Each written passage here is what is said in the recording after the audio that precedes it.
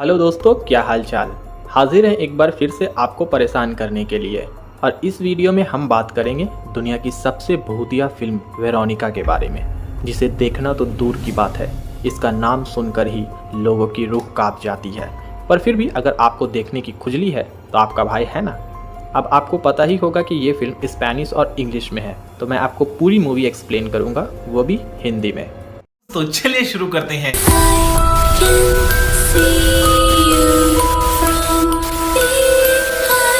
ये कहानी एक सच्ची घटना पर आधारित है दोस्तों। कहानी शुरू होती है सन 15 जून 1991 को, जहां हमें पुलिस की बहुत सारी गाड़ियां दिखाई जाती है जो एक घर की तरफ जा रही होती है।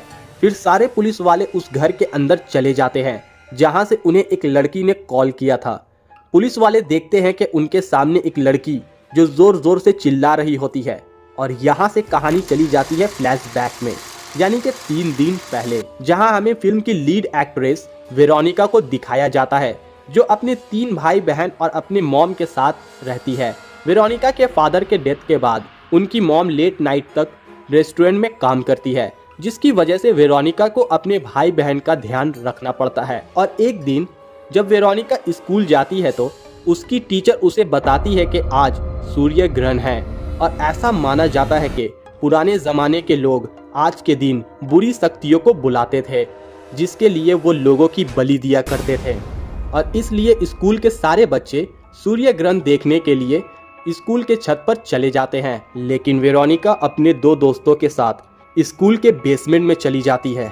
इनके पास ओइजा बोर्ड होता है, जिस बोर्ड के जरिया आत्माओं को बुलाया जाता है। और वेरोनिका अपने फादर के आत्मा से बात करना चाहती थी, और वेरोनिका की फ्रेंड, जिसका बॉयफ्रेंड बाइक एक्सीडेंट में मारा जाता है, वो भी अपने बॉयफ्रेंड के आत्मा को बुलाना चाहती थी।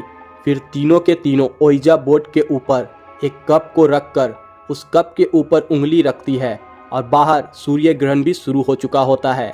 और जिस कप के ऊपर इन्होंने उंगली रखा था वो धीरे धीरे गर्म होने लगता है, जिसकी वजह से वेरोनिका की दोनों दोस्त अपनी उंगलियां हटा लेती है।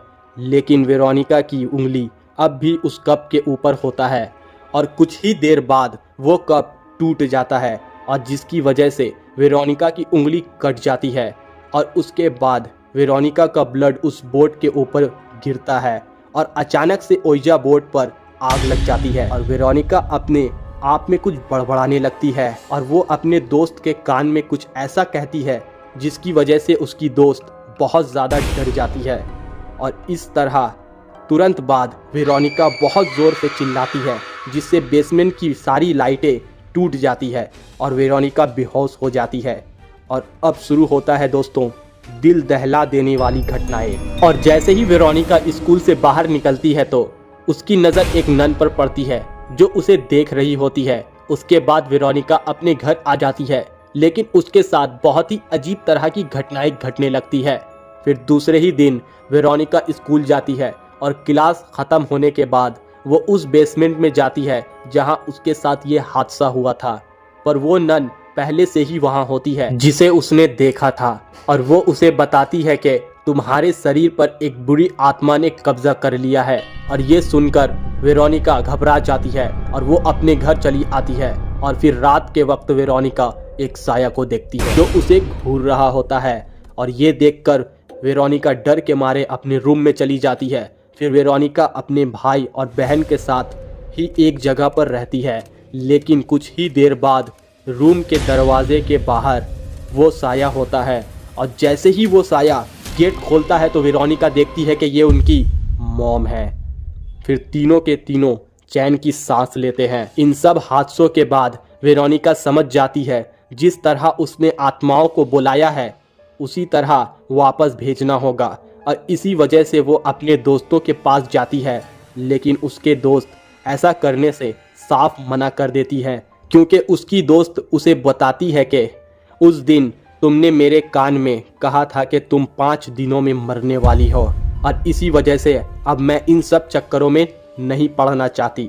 लेकिन वेरोनिका अपने बहनों के साथ ओइजा बोर्ड से उस आत्मा को घर से बाहर जाने को कहती है, लेकिन वो आत्मा साफ इनकार कर देता है। और फिर शुरू होता है दोस्तों मौत का बेरहम खेल। ये सब देखकर वेरोनिका पुलिस को कॉल करती है। फिर अचानक वो साया वेरोनिका के छोटे भाई पर हमला कर देता है और वेरोनिका अपने भाई को बचाने के लिए रूम में जाती है और अपने भाई को गोद में लेकर अपने बहनों के साथ घर से बाहर निकलने की कोशिश करती है। तभी वेरोनिका की नज़र मिरर में पड़ती है और वो देखती है कि उसके गोद में कोई नहीं है, ये सिर्फ उसका एक वहम था। वापस से वेरोनिका रूम में जाती है। उसके बाद वो देखती है कि उसका भाई नीचे छुपकर बैठा होता है। वेरोनिका उसे अपने साथ चलने को कहती है लेकिन वो साफ मना कर देता है। फिर वेरोनिका की नज़र मिरर में पड़ती है जहां वो साया उसे नज़र आता है। वेरोनिका ये समझ जाती है कि वो साया उसके अंदर ही है और इसी के वजह से वो खुद को मारने की कोशिश करती है, लेकिन वो साया उसे मरने नहीं देता है बल्कि वो उसे बहुत ज़्यादा टॉर्चर करता है। फिर पुलिस वाले वहां पहुंचते हैं और वेरोनिका को इस हालत में देखकर वो भी घबरा जाते हैं।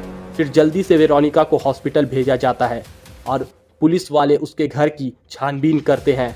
तभी एक ऑफिसर की नज़र वेरोनिका के फ़ोटो पर पड़ती है जहां उसके फ़ोटो में अचानक से आग लग जाता है और उसी वक्त एक कॉल आता है कि वेरोनिका की मौत हो चुकी है।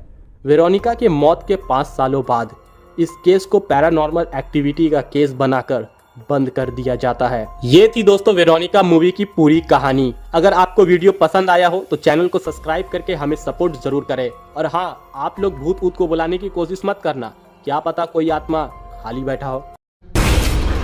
I can see